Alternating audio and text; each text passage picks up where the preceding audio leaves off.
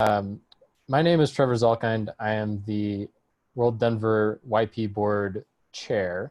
Um, I have been on the board for about 2 years now, and it's been a great experience with WorldDenver.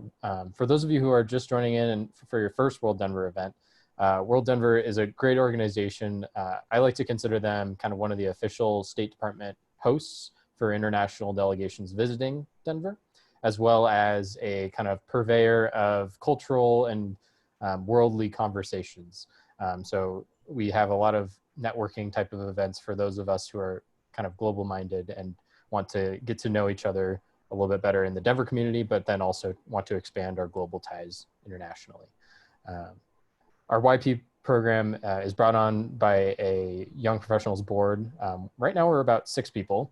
That being said, we're looking to expand. So those of you interested in expanding your connections globally and also getting involved with an organization that does that for others, we have some openings for just volunteering as well as board positions. And then in terms of WorldDenver as a whole, we're a membership organization. So we hold events for the public like this one, but then we have some member-based events as well, where you're able to network more in depth with some of these delegations. Obviously, given the current times, there's a few less of those going on right now, but we have managed to adapt a lot of our programming for virtual events such as this one.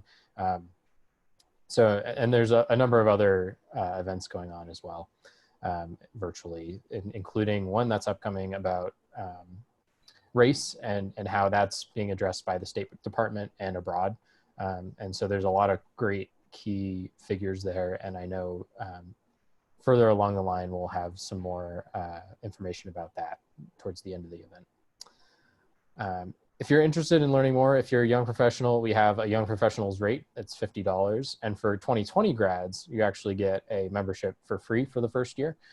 So if you're interested in that, please reach out to Talia Reynolds. She's on this, but her email is talia@worlddenver.org. And then before we begin, if we have any questions for Scott, please enter them into the chat, and our moderator, Ashley, another Young Professionals board member, will pass them along.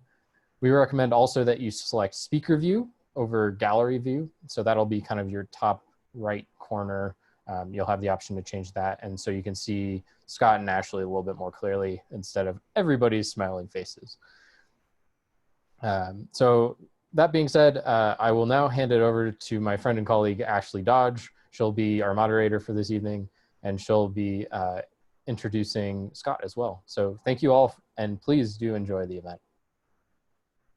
Thank you so much, Trevor. Hi, everyone. My name is Ashley Dodge. Like Trevor said, I'm a WorldDenver Young Professionals board member, and I'm so distinctly honored to introduce our guest today. Scott Smith is the diplomat in residence for the Rocky Mountain region, and he has served 17 years in the Foreign Service, including serving as the consular in Bogota and doing public diplomacy in Tokyo, Guatemala City, La Paz, Sao Paulo, Havana, and Caracas. So he's had an incredible career. So thank you so much, Scott, for being willing to share your insights and stories from your storied career.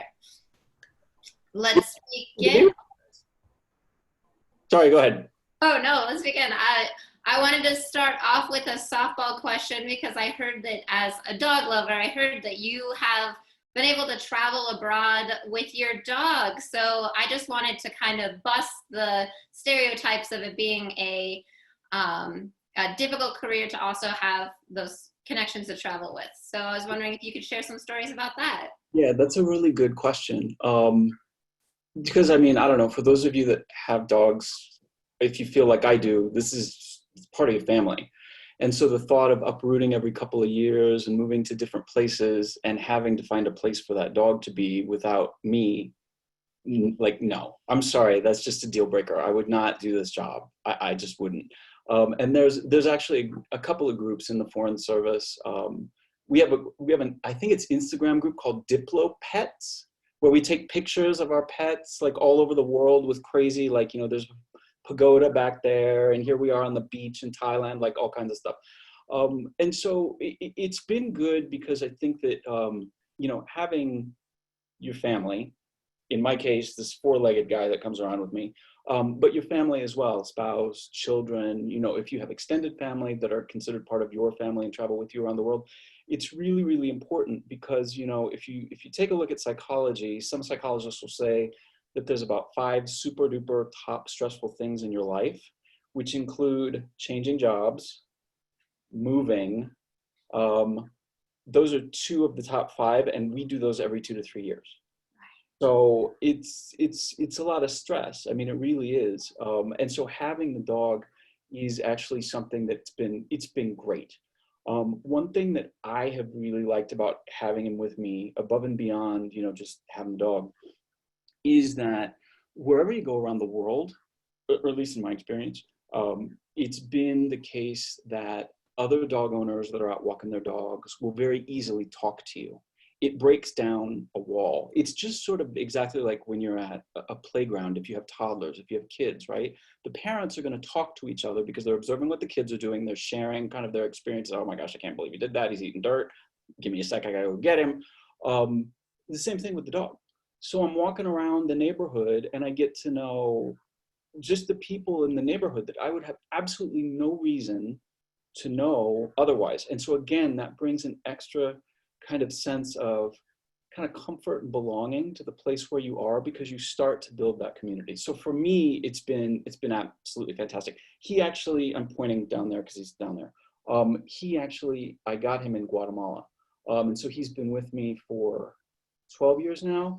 And the serendipity of all serendipitous things is that my next door neighbor in Guatemala, who was also a Foreign Service officer, a woman named Christy, she and I got dogs from the same litter. So she has, this Foreign Service officer, Christy, has his brother. Christy recently retired to Glenwood Springs.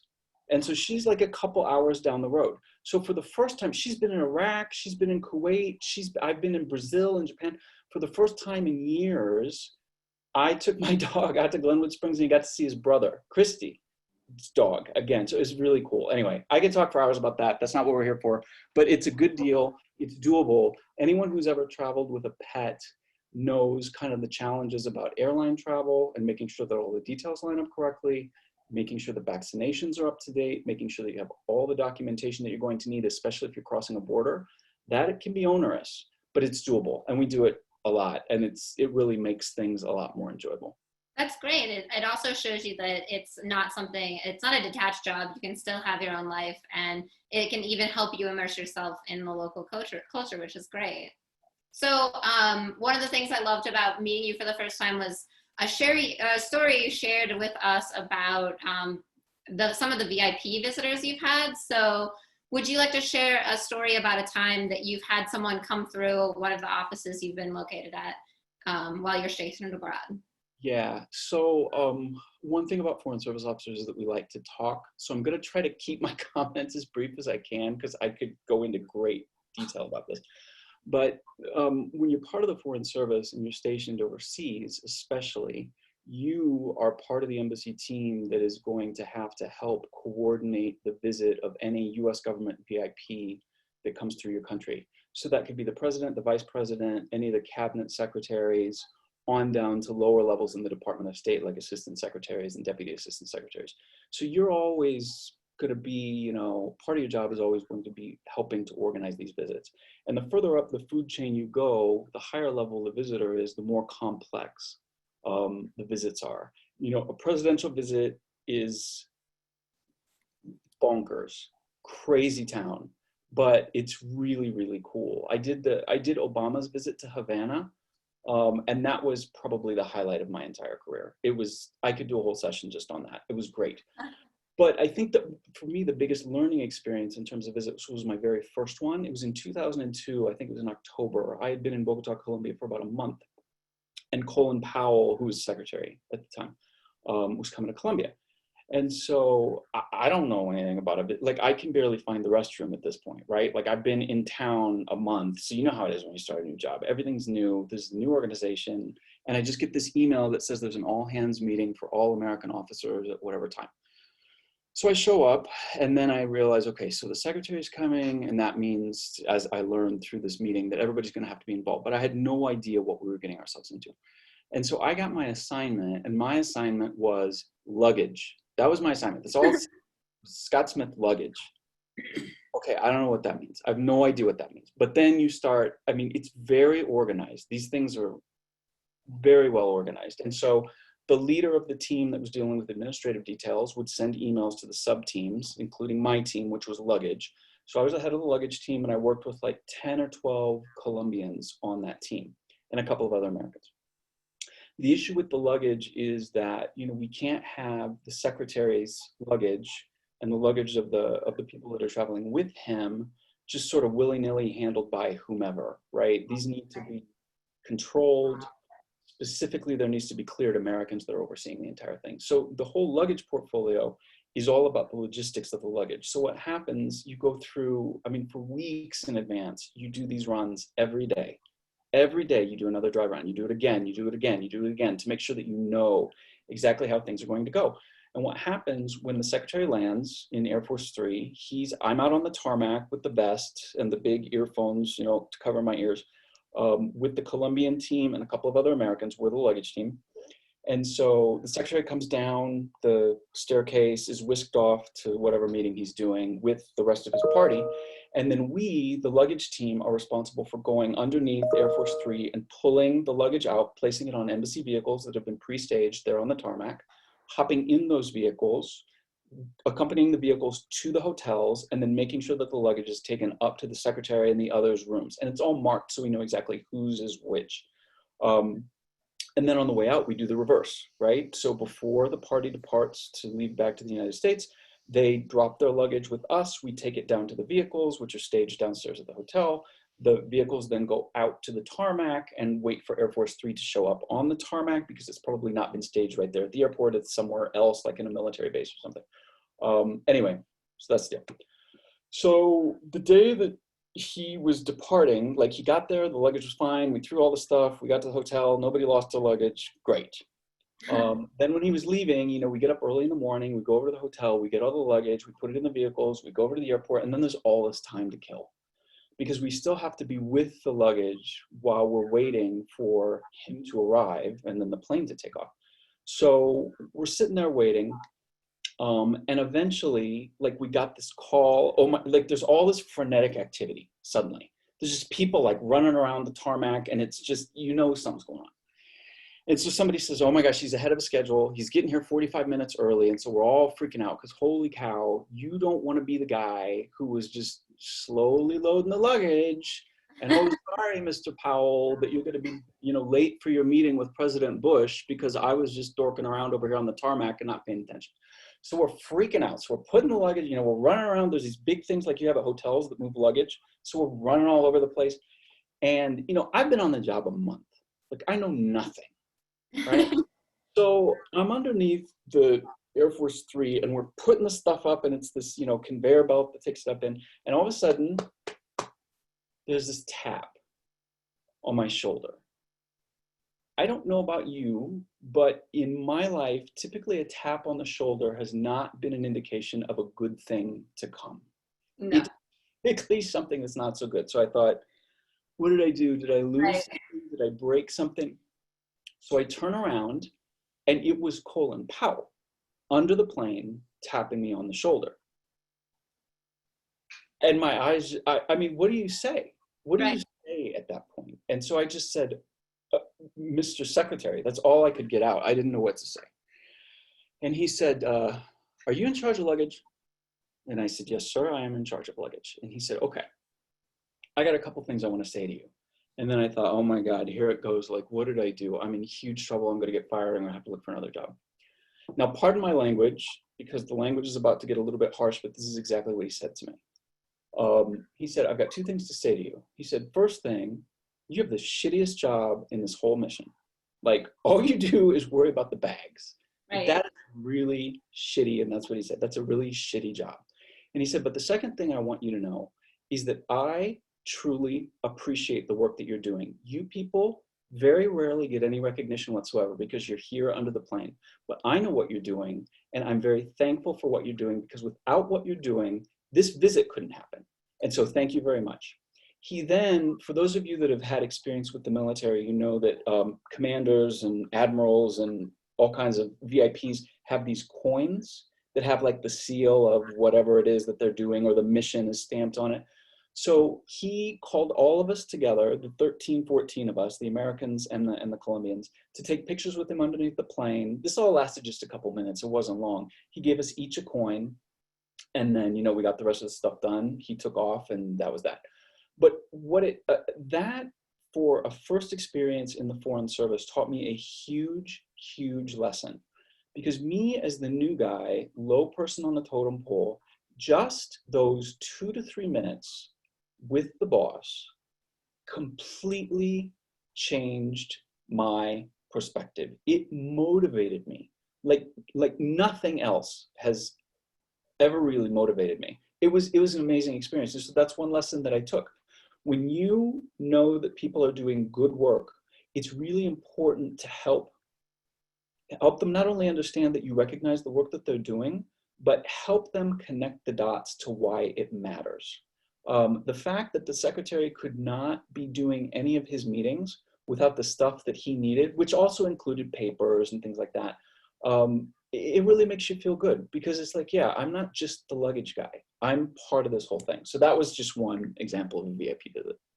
I love that story. I also would like to know if you have had some interactions with people that are just everyday people that have demonstrated to you how fulfilling this career really has been for you. Yeah, so there's a lot of these stories that I could tell, but I guess, you know, the overarching message in this is that the work that we do in the department, especially in the Foreign Service, because we're interacting directly with foreign nationals so much, it matters. It really matters. And on a day-to-day basis, you know, when you're getting caught up in, I gotta go to the meeting, and then there's a conference call, and then I have to drop the memo, and then I have to give a readout in the minutes, and then blah, blah, blah, blah, blah. Like, we lose sight sometimes of the overall mission, but then there are times when you have these experiences that remind you exactly what you're doing and why you're doing it. So let me give this example. I think this is the one that illustrates it the best. I don't know if anyone has ever heard of the USNS Comfort. It's the US Navy ship Comfort. The Comfort is a ship that, it was an oil tanker. It's this massive thing. And the Navy purchased it and retrofitted it as a medical clinic, as a hospital. It's essentially a floating hospital. And so now the Navy deploys the Comfort, typically in the Western Hemisphere, but sometimes it goes to other hotspots around the world. Like, I think that it went to Indonesia and Thailand after the tsunami, like 15 years ago. Anyway, the point is, the Comfort most recently was in the news because the Navy DoD sent it to New York City, if I'm not mistaken, in March or April of this year. So every time I see it on the news, it's kind of like, oh yeah, I remember that ship. Anyway, so the Comfort was going to Guatemala. I was the press officer in Guatemala, so I handled media relations for the mission there. And it was going there not because of a specific natural disaster like the tsunami in Indonesia. It was a specific response to something that happened. They just have these kind of goodwill tours around the Western Hemisphere where they coordinate with the local government to say, hey, what needs do you have? This is the stuff we got.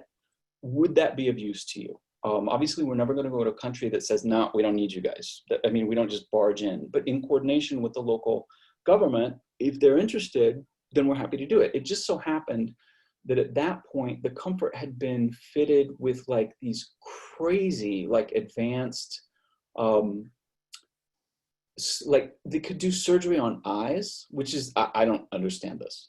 But apparently there's different, you know, obviously there's different kind of doctors, but there's also different equipment that's necessary. And so they had this really strong kind of optometrist group of doctors that were on this ship. And so the way that it works is, host country, we figure out where the thing is going to dock. And then we work with the host country to put out the information locally to say, hey, these US government doctors are going to be on the ground and we'll be seeing patients from, you know, this day until this day. And there's a method for them to ask for attention, you know, and that kind of stuff. And the response is just huge. I mean, you can imagine on the coast of Guatemala, the medical care is it's almost non-existent in some places, honestly. So the response was overwhelming. So they really had to figure out who they were going to treat. Well, there was one woman who was selected for treatment. And I'll never forget this woman in my entire life. She looked really old, but I'm betting she actually wasn't as old as she looked. She came from a very rural part of Guatemala. She lived up a mountain, and there was no paved road to get down the mountain, and there was very infrequent bus service. So in order to come down the mountain to make her appointment, my understanding, what I was told, was that she was with, I think it was her son, who accompanied her on foot down a mountain. And any of you who've been out in the rural mountains, walking at night is not an easy thing. And she had essentially no vision. She was pretty much legally blind. And so she wanted to be seen by these optometrists, right? So this story of her walking down, I can just picture this woman walking down this mountain to come and get treatment from, US medical professionals. Now, the Comfort is so big, and the port on the Caribbean side of Guatemala is so shallow that the Comfort could not dock in the port. It had to dock a couple of kilometers off the coast. And so she, as a patient, had to go to the port, get in a helicopter. Do you think she's ever been in a helicopter in her life? No. I mean, how many people have been in helicopters? Not a whole lot. Right. And approach from her village, pretty much nobody. So she had the bravery to get in this helicopter. Now, maybe fortunately, her vision was so bad she could not see exactly how high up she was and flying over the water. She makes it out there. She comes back. And when she came back, her family was there waiting for her. And since I was a press officer, my responsibility was to have media present so that they could interview Guatemalans to say, hey, what happened to you in there? What do you have to say? And so this story, I've told this story before. I usually don't cry, but it almost makes me cry, this story. So she came back and her family was there. And family in Guatemala means dozens of people. I mean, everybody came down the mountain for this, right? And so these kids running around, and her kids are there, her grandkids are there. And her little grandson, who was, 8 years old, 6 years old, whatever he was, comes running up, grabs her, hugs her, kisses her, because the surgery was something that was relatively easy to do. It didn't take a whole lot of healing or anything like that. They could actually stay on the ship for a couple of days as they recuperated. And when the media asked this woman, it was just a celebration, right? This old lady finally got her vision back.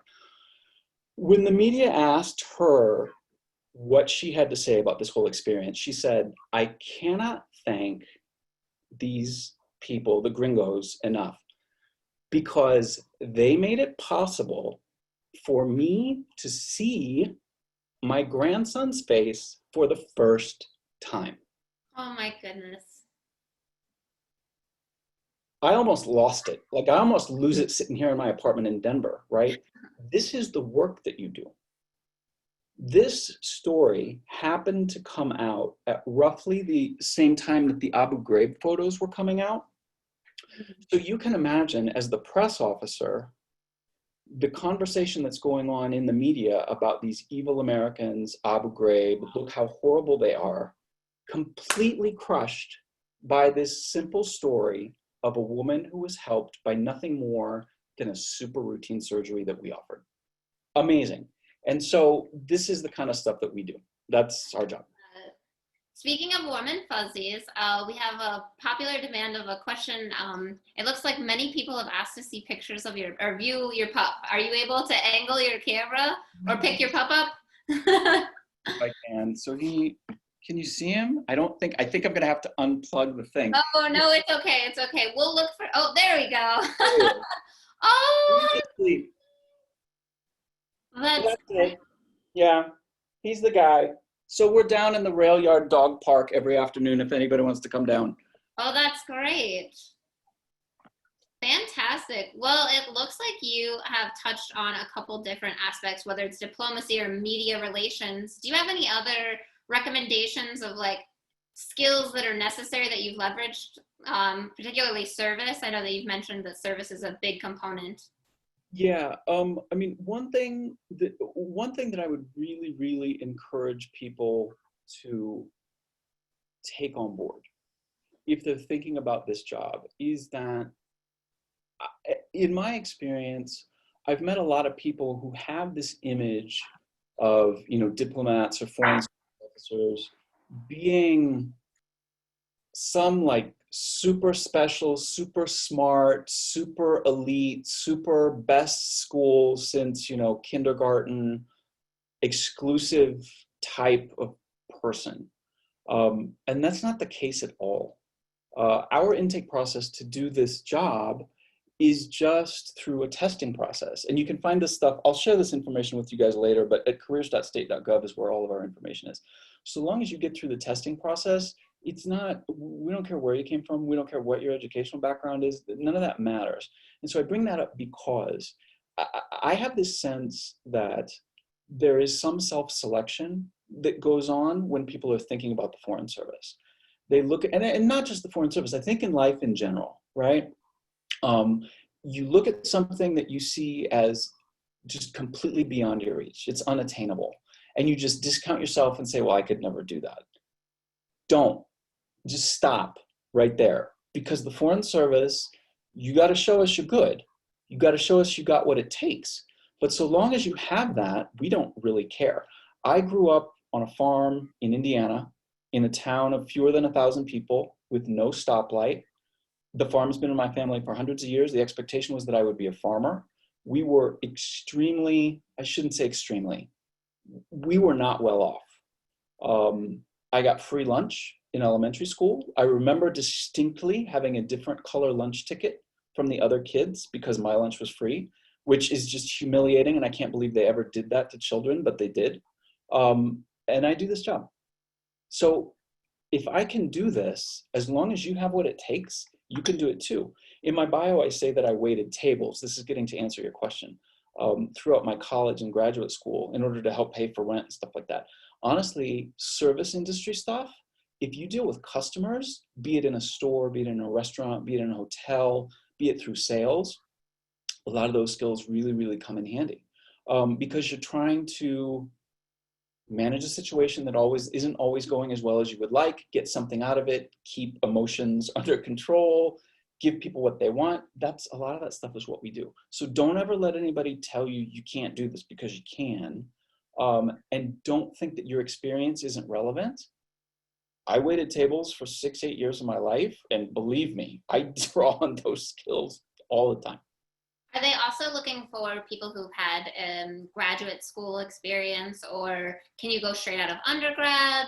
You don't even have to have a high school diploma, honestly. If you go to the website, the only requirements to do the Foreign Service Officer Generalist job, which is what I do, you must be a US citizen. You must be between the ages of 21 and 59 years old when you come on board. You must agree that you're available to serve anywhere around the world. So in other words, you can't just come in and say, oh, I only want to serve in Africa. No, you have to agree you can serve anywhere. And then you have to get through a security and medical clearance on top of the general intake process itself. But education, so long as you show us that you have what it takes to do this job, so long as you pass the test, so to speak, none of the rest is important because we're not looking for that. We're looking for who can pass the test. That's it.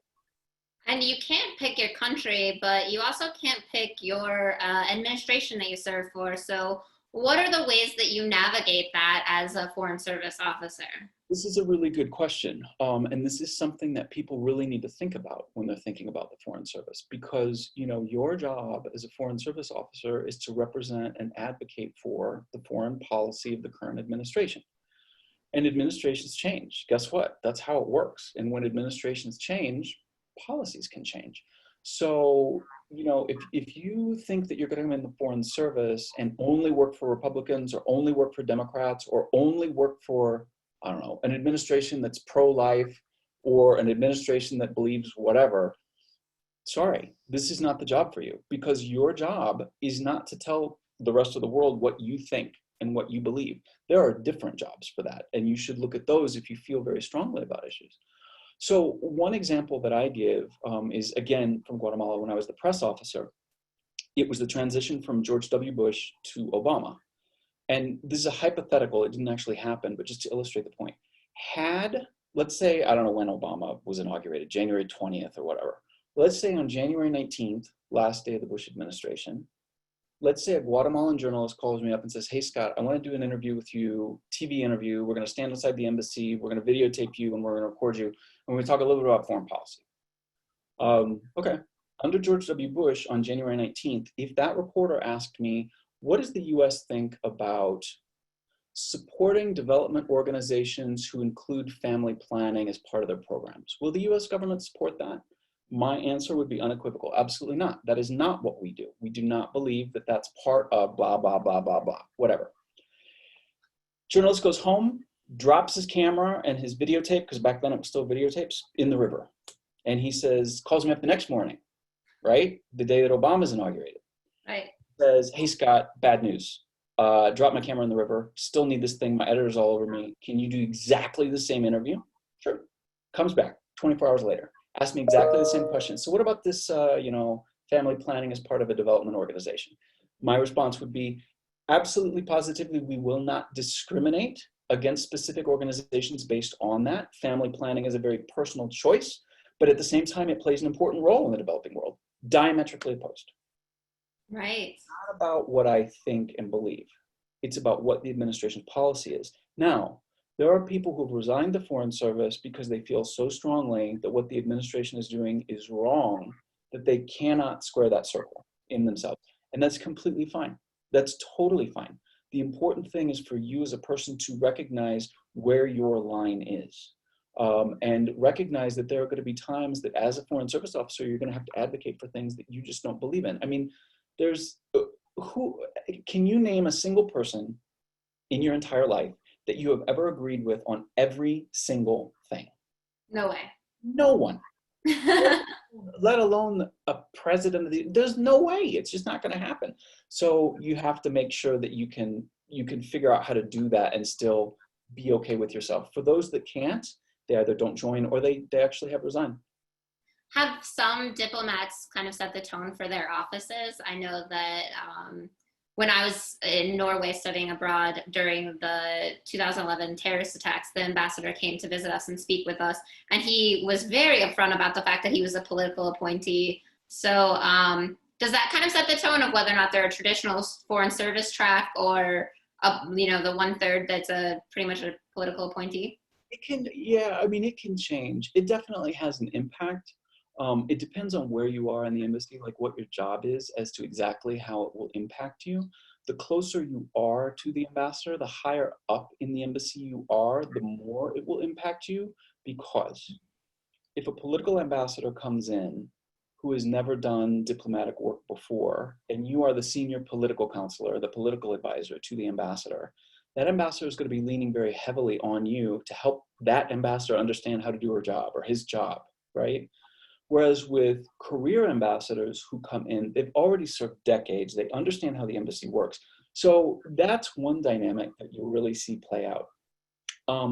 Others, it can be personality driven. I mean, some ambassadors come in and, the Foreign Service, we all got to keep getting promoted. We all got to keep doing good jobs so that we get the good next job, right? And so that can cause a lot of, nobody wants to take big risks sometimes, right? If you're the ambassador, you're not going to roll the dice because what if you really mess things up and then you never get another ambassadorship, right? That would be bad for the Foreign Service officer. For political appointees, what are you going to do? I mean, the worst that can happen is the president calls you back. Okay, you weren't an ambassador before this job. Right.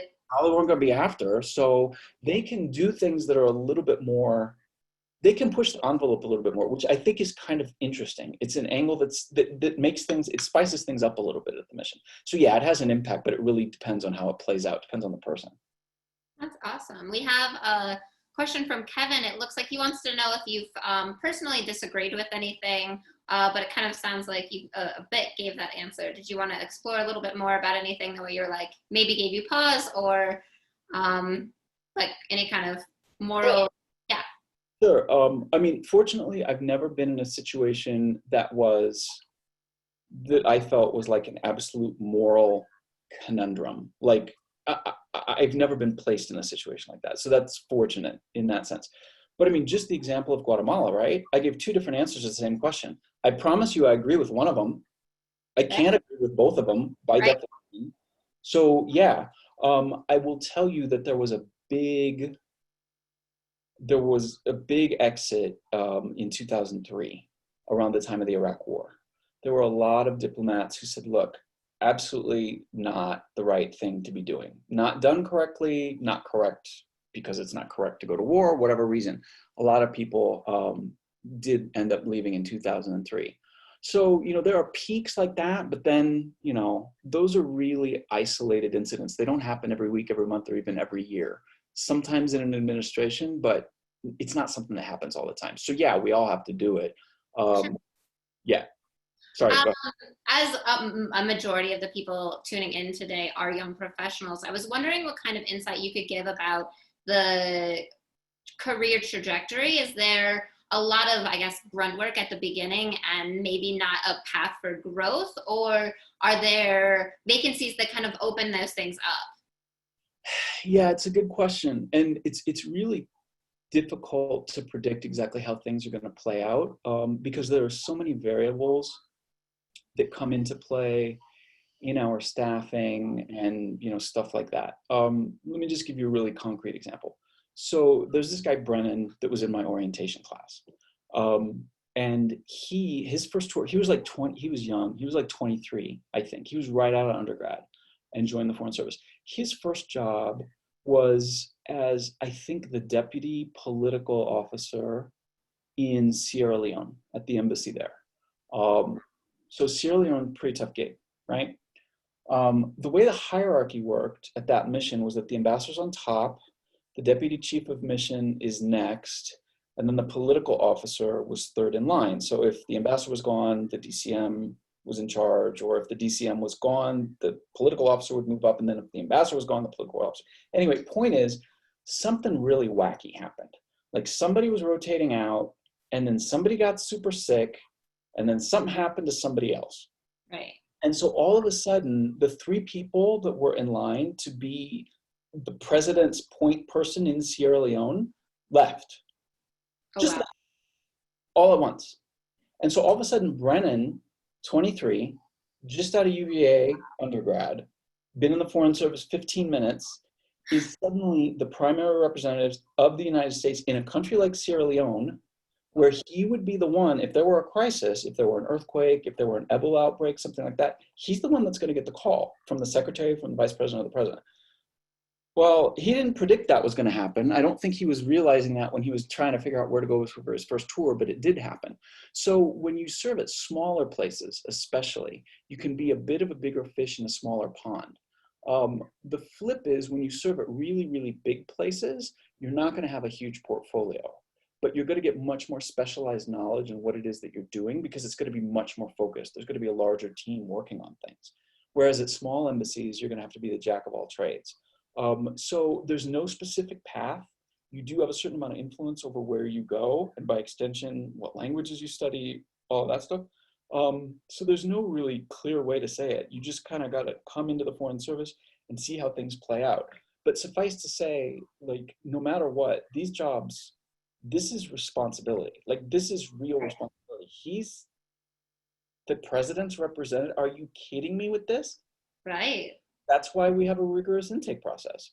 Because when that stuff happens, we know that we can count on Brennan. That's exactly why it's tough, because we need to make sure that that guy's there. Speaking of recruitment, how has COVID-19 impacted recruitment, placements, and the pipeline? That's a question from our executive director, John. Yeah, so I think everything in all of our lives is just really discombobulated at this point. So the recruitment pipeline is still strong. We're still bringing on, we're doing orientation class now virtually. It's done online versus in person in Washington. So we're still bringing people on board. They're still doing the written test. They're still doing the oral assessments. Like, all those things are still happening. But, it's become more of a moving target because, for example, the first step in coming on board as a Foreign Service officer is to take a written test. To take the written test, you have to go to a testing center. It's called Pearson VUE, and they administer a lot of different kind of standardized tests, like the LSAT and stuff like that. Here in Denver, there are 5 different locations of Pearson VUE. Well, Pearson VUE is in all 50 states. And so when they're going to offer the written test, that's all well and good, except that all 50 states and the municipalities within those states where the centers are located have different social distancing requirements. Some had to close down completely. Others are allowed to, if you put the desks this far apart. So the number of people that could take the test is suddenly reduced in some places. It's introduced a lot of uncertainty. There was a moratorium on travel, so no one was allowed to do a permanent change of station, a PCS, which is just transfer from one place to another, starting, it was like sometime in April, and it lasted until like early June, I want to say. So unless there was a case of national security emergency or a medical emergency, like dire medical need, everyone was just in place. So there were Foreign Service officers overseas who were planning to transfer. Oh, we're leaving Lima, Peru in May. We can't wait. Guess what? April comes. No, you're not. You're not leaving in May because airlines are shut down. There's not enough flights. We can't have people out in public. Like if you go back to the US, you're going to have to quarantine for 2 weeks. There's all these things. So there's all these impacts that we've been working through, just like everybody in the private sector, just like education, just like you folks are. So the short answer is yes, it has had an impact. But the longer answer is we've mitigated that in certain ways by going virtual and finding some other workarounds. But hopefully we'll all get back to normal soon. That's the big hope. Right.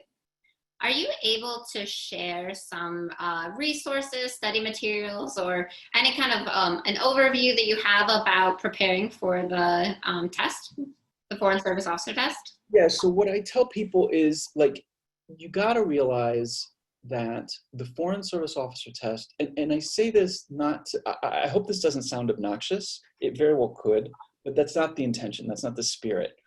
The Foreign Service Officer test, think about it like you're an Olympic athlete and tomorrow is the race, the game. You're going to the Olympics tomorrow, right? You've been training for a long time to be an Olympic athlete.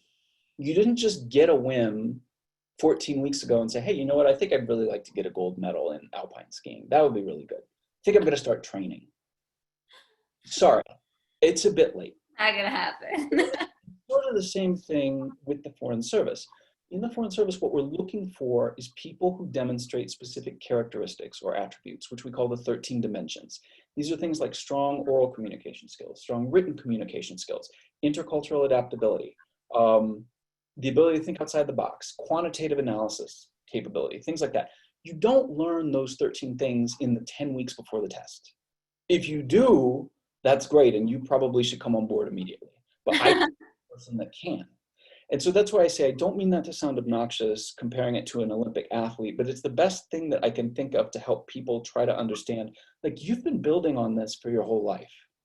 And you actually, unlike the Olympic athlete, might have been building up to this without even knowing it, right? Just by virtue of the experiences you've had, the education that you've had, where you went to church, where you traveled, what neighborhood you grew up in, the fact that your volleyball team did whatever, without even knowing it. Now, the Olympic athlete, that doesn't happen, right? It can, though, for the Foreign Service, because you might have been developing those 13 dimensions. But if you have decided that you want to take the test and you suddenly think you're going to have to start from zero and gain this body of knowledge that'll get you through, that's going to be a tough sell. Again, on the website, and we'll share the slide at the end, and we can email it around if people like, at careers.state.gov, it goes into more detail about what we're looking for. But be well read, read the newspaper, follow the news, not because we're going to expect you to regurgitate specific facts. There's not going to be a question on the test that says, on what date did Jim Comey get fired in the first, whatever. I don't know. That question is not going to be on there. But trends in American democracy, in international relations, in economics, fundamentals of statistics, basic things about US culture, like the evolution of jazz music, the importance of skyscrapers in Chicago in the late 19th century, these sorts of things. And the reason that we ask those questions is it's not to be cruel. Some people think that it's just to be cruel. It's not to be cruel. The reason we ask the questions that we ask specifically on the written test, every year, sometimes every 2 years, over the summer, Foreign Service officers around the world get a survey that we're asked to fill out. And the survey will give us 20 different questions. And it will say, on a scale of 1 to 10, how important is an understanding of, the importance of architecture and skyscrapers in Chicago to you doing your job. How important is an understanding of development of jazz music in the United States important to you doing your job? How important is an understanding of basic statistics to you doing your job? And so we Foreign Service officers respond. And then they collate all those answers, and they don't just take them verbatim. There's industrial psychologists and stuff that work on all these things. But if there's a clear trend that says, look, nobody's talking about skyscrapers in Chicago, that question, take it out. It's gone. It'll be taken off the FSOT. Oh. Or the flip is true. If suddenly everybody's like, oh my God, I wish I understood, you know, whatever, I don't know, how infectious disease works. Right. There'll be questions on that suddenly introduced to the Foreign Service Office chest, because it reflects what we are saying. Yeah, I need to understand this in order to explain America to the world, in order to do my job when I'm overseas. Yeah. I never knew the importance of skyscrapers in Chicago, and I grew up outside of Chicago until my French friends came into town and they were like, let's go to the Sears Tower. And I was like, it's not called that anymore. It's not called that anymore. It's phenomenal. But all this stuff, I mean, when you're overseas, you know how it is, like when you go somewhere, if you go somewhere outside of Colorado, right? Let's say you have family, you have friends that live in New Jersey, or they live in South Carolina or whatever. And one of the very well-intending people there that you meet with says, hey, you're from Colorado? I know somebody from Colorado. His name is Jack Spear. Do you know him? Of course you don't. Are you kidding me? But when we're overseas, you're an American? I know something about America. I heard that in New Orleans, blah, blah, blah, blah. So these things come up. So you need to be well-versed in Americana writ large because you're representing the country. Doesn't mean you have to give a doctoral thesis there at the reception about whatever it is, but you do at least need to be familiar and be able to have a conversation. That is great. Does anyone have any questions that they would like to add? It looks like we've asked most of these questions. The election coming up, has there been any implications for your job there? No, I mean, the presidential election that comes up, you know, we'll do it in November. Somebody's going to win in January. Somebody's going to be president, and we'll still have a federal government. So now, what could change dramatically is if Joe Biden wins, then there's going to be a big change in policy and staffing at the department. Even if Trump gets a second term, I wouldn't be surprised if there's a change in staffing. I mean, I don't know what Mike Pompeo is planning to do, but people don't stay in these jobs forever. It wouldn't surprise me if he moved on to something else. Some of his undersecretaries and others that are in the administration move on. That could happen too. But for us, we're apolitical. We're just government workers. We don't have anything to do with political party or ideology or anything like that. We're just there to implement the policy. Which is still almost a level of security for you, right? Because you know that there is a level of continuity in the every day-to-day aspect of your job. That's right. That's exactly right. Like, we don't have to worry about, I mean, I think about some people that I know that work on Capitol Hill, right? Like, if you're a staffer on Capitol Hill, especially in the House, then every couple of years you have to think about, holy cow, what if my person loses? Then I'm going to have to look for another job. And, you know, depending on who the new person coming in is, it might be a Republican leaving and a Democrat coming on, and they want nothing to do with you. You're going to have to look somewhere else. Their job security is a lot more shaky. For us in the in the executive branch, I mean, yeah, in theory, it might change. Like, for example, if they just decided a whole part of the State Department is not something that they want to include in foreign policy anymore, that could have an impact. But the Foreign Service is a body of people, just like the military is a body of people. We're not just going to fire everybody in the military because we want to reduce military spending. I mean, there's going to be continuity. So we do have some security, which in this economy is really, really good. Yeah. If anyone wants to drop another question in really quick, feel free. But otherwise, Scott, are you able to share that last final slide that you had? Yeah, let me see if I can find it. And while you bring that up, I'm just going to introduce John Krieger, our Executive Director of WorldDenver. Oh, John? Yep. Thank you so much, Ashley, and thank you, Scott. That was an incredible conversation with a lot of insight. I think we should rebrand it from a fireside chat to maybe a puppy side chat, because I never saw a fire, but I saw a puppy. But I especially want to thank you, Scott, for your commitment and your service to our country, you and the other thousands of Foreign Service officers serving all around the world. It's part of our mission at WorldDenver to support you, to promote you, and to give you opportunities to talk about what you do. And I'm glad you were able and willing to do that tonight. I want to thank everyone for being a part of this and all of our virtual events. Tonight actually marks our 15th virtual event since March. It's 15 and 17 weeks. And a lot of folks have been coming to just about all of them. And we thank you so much for doing that. We have some exciting events and opportunities coming up in August and in September. And what I especially want to highlight is, as Trevor had mentioned early on, our series on race and justice in world affairs. That series starts next week with Ambassador Charles Ray, who has served our country for 5 decades, 20 as a soldier and 30 as a diplomat and foreign service officer. He is drawing on that 5 years of experience. He will talk about how race and how important it is to our national security and to our foreign policy to take on systemic racism and to build a more diverse and inclusive foreign service. And then 3 weeks later, we'll have Ambassador Harriet Elam Thomas, one of our country's most decorated diplomats. She will be speaking both on her book, Diversifying Diplomacy, as well as talking a little bit about her career and her rise through the ranks of the State Department as a Black woman, and talking about the hidden figures, those women who throughout the State Department and throughout the Foreign Service have really powered our foreign policy with little or no recognition outside of the department. And then the last in that series will be Donna Bryson, who I think a lot of us are familiar with, a prolific journalist here in Denver. A lot of folks don't know that she was also a AP journalist, AP correspondent in South Africa in the years just following the end of apartheid.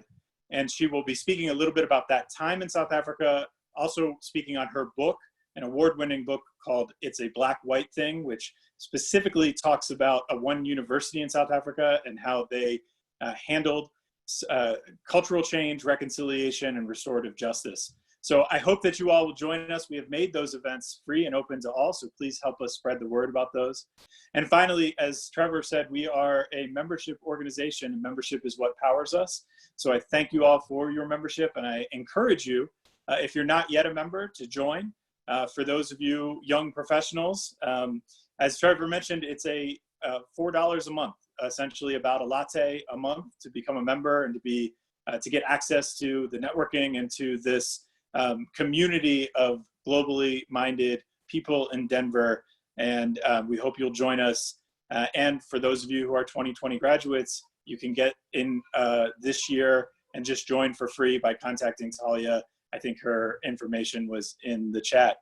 But thank you all so much. I hope to see you all again just a week from now for Ambassador Charles Ray. And once again, finally, thank you so much, Scott. Thank you, Ashley, for just a fantastic conversation. I hope so many people will be inspired by this conversation to follow the path, Scott, that you have taken. Thank you. Scott, do you want to share that slide? Did I not share it? Oh, you did. I just wasn't sure if you wanted to leave it up a little bit. Oh, I can, sure. Hold on one sec. I accidentally shared the wrong slide first, so I swapped it out. This is the correct. Okay, great. Awesome. I'm not sure how long the rest of it is, but if anyone had any other questions. And also, did you want to mention your Facebook group as well? Okay, yeah, so actually, yeah, I should not leave this place without explaining a little bit about who in the world I am and why I live in Denver. So I'm a foreign service officer, but we have 16 foreign service officer diplomats and residents that are stationed around the United States. And our whole job is essentially recruitment. We do some public affairs stuff, but really what we're here to do is raise awareness about jobs with the US Department of State, internships as well. And so I cover 5 states, Idaho, Wyoming, Colorado, Montana, and Utah. And I'm just a resource here for anybody from this region that has questions about Department of State jobs, fellowships, or whatever it is. So here on the screen, you can see, first of all, the website careers.state.gov is where all of our stuff is. That's like a really big, comprehensive website. You can email me directly at dirrockymountains@state.gov. Unlike in fact, all of my previous jobs, this email address is 100% shareable. You know how it is, like once you get your email address at work, you don't want it shared all over the place. Like if you work at the IRS, you don't want your email address shared all over the place because you're going to get emails from all kinds of people. Sometimes, you know, at the Department of State, especially when you're, say, the press officer overseas, you don't necessarily want your email address floating around all over the place. But this job, I do. So take it down, share it with anyone, you know, that you feel would be interested in talking about the State Department, and I'm happy to respond to them. On the left-hand side of the slide is the QR code and the tiny URL. This is just to register for updates about stuff that you'll indicate you're interested in. Like if you say you're interested in political affairs or internships or whatever, it will send you automatic updates when jobs become available, when internship application windows open, to whatever email address it is that you register there at that link. On Facebook, I'm also there. It's DIR Rocky Mountains. And on there, there's always like the positions that are open will come up there. If I'm doing stuff like this, I'll post it on there just to let people know. So that's another resource that you can use. You can always ping me on Facebook as well as if you like. I tend to be on email more frequently than I am on Facebook. So email is oftentimes better, especially for like attachments and things like that. But there's all kinds of different ways to get in touch with me. I'm based here at the University of Denver, but right now, given everything that's going on, I'm completely on telework from home at the moment. But I hope that'll change sometime soon and we can connect again, maybe in person. But in the meantime, yeah, you guys are more than welcome to connect with me any way that works for you. And there's a couple of options there on the screen. Thank you so much, Scott, and thank you for everyone else for joining. I want to be respectful of everyone's time, so I think we'll conclude here, but we'll also post stuff on the social media on WorldDenver's links as well for everyone. So have a great night, and hope to see you at another event soon. And lastly, if you want to check out the chat, if you have any questions, feel free to reach out to Talia. Her email is talia@worlddenver.org, or you can reach her at 720-330-9284. Thank you so much for joining, and we hope to see you next time. Thank you guys. Bye.